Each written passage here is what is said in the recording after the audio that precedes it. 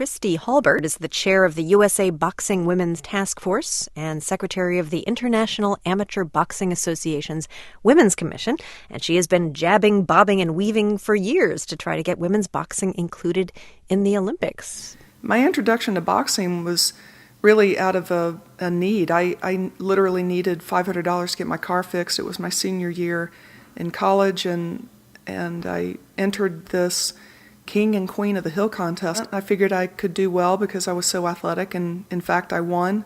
Went back to school and talked to my college professor in sociology about it, and he encouraged me to write on the subject when I went off to grad school. Then in graduate school, I was recruited to have a professional career as a boxer, and professional boxing really wasn't a good fit for me, but by that time I had figured out that I had a knack for teaching boxing, and so I began to coach and began to organize tournaments and do other things to help women's voices in the sport be heard, and then also assist in a variety of ways in women's development in the sport. One of the most interesting things that I've done as a coach is the developmental camps put on by the International Federation, and I've worked with boxers from more than 50 countries, and it's been very rewarding work. I feel very fortunate that I've been able to do it.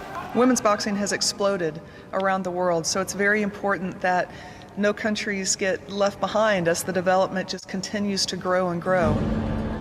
One punch, fast! Whatever they put into the camp, the energy that they put in, the amount of work that they put in, that's exactly what they're going to get out of it. Especially for the women boxers, they're so focused and so driven and so eager to be here that already in just the short time that we've been in camp together, we've already seen an improvement.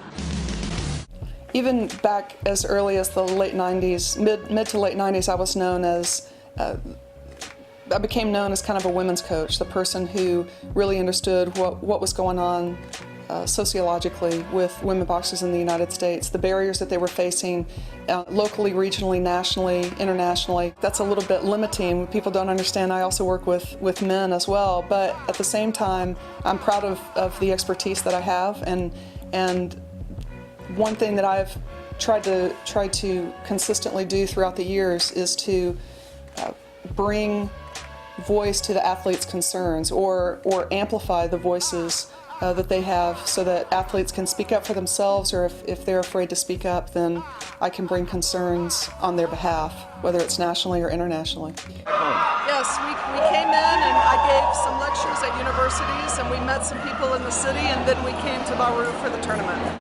Boxing is unifying and inspiring, and competing in the ring is about dignity, equality, and mutual respect.